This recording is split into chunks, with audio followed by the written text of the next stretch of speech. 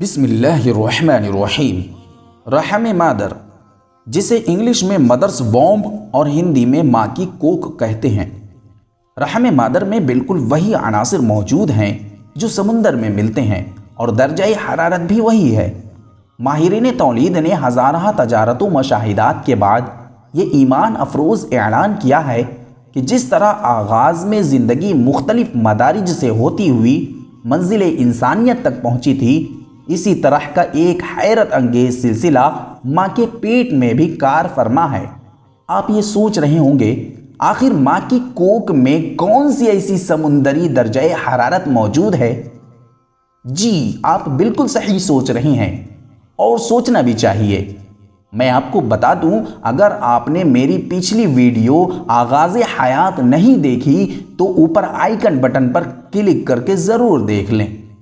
نطفہ رحم مادر میں پہلے ایک خلیہ سا ہوتا ہے، اس کے بعد چند مدارج سے گزر کر جونک بنتا ہے، پھر میڈک کی شکل اختیار کر لیتا ہے، پھر پرندوں کی طرح ایک چونچ سی نظر آنے لگتی ہے، اس کے بعد چوپاؤ کی صورت بدلتا ہے، چوتھے مہینے میں سر و بازو کے ہمراہ ایک چھوٹی سی دم نکلتی ہے جو 5ویں مہینے میں غائب ہو جاتی ہے، 6 مہینے میں نر و مادہ کی تمیز ہوتی ہے، 8ویں میں آنکھیں کھلتی ہے اور سر پر بال اگ آتے ہیں۔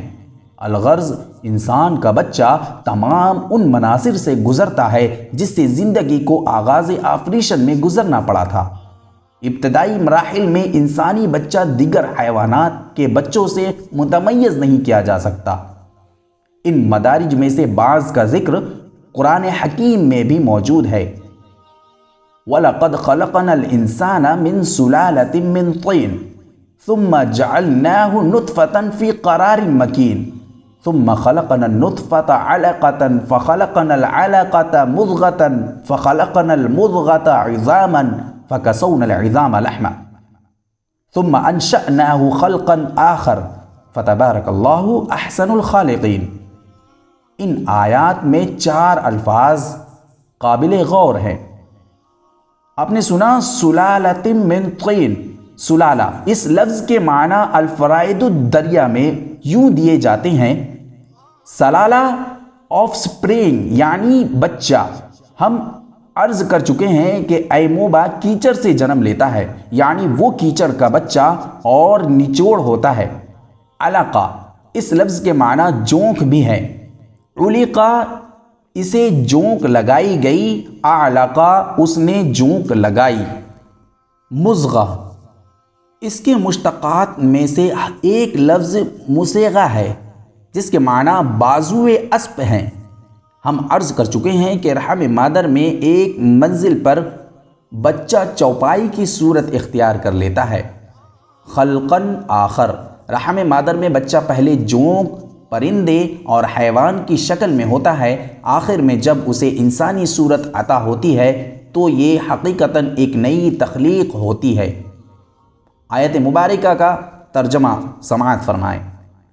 ہم نے آغاز میں انسان کو کیچڑ کے بچے یعنی ایموبا سے پیدا کیا، اور اب اس کی تولید کا سلسلہ رحم مادر سے جاری کر دیا۔